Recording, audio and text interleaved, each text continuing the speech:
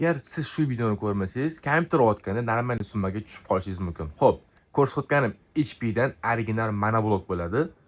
Bizdagi bitta klientimiz sizlarda qimmat ekan, boshqa joydan arzonga oldim deb mana HP monoblokini olib kelib berdilar. To'liqroq ko'rsatadigan bo'lsam, HP. Bu original HP emas, bu noname monoblok bo'ladi aslida. Nakleyka yopishtirilgan. HP monoblok mana bunaqa bo'ladi. Boya ozgina janjal qildilar. Sizlarda qimmat ekan, men boshqa joydan arzon olib keldim, topdim dedilar. Olib keling dedik, mana olib keldilar. Biz ko'rdik.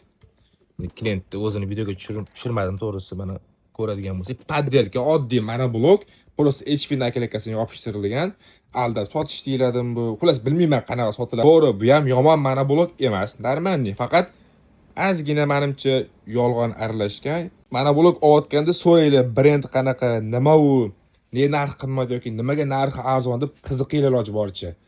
Shunaqa qiziq videolarni o'tkazib olmaslik uchun bizga obuna bo'lib qo'yinglar.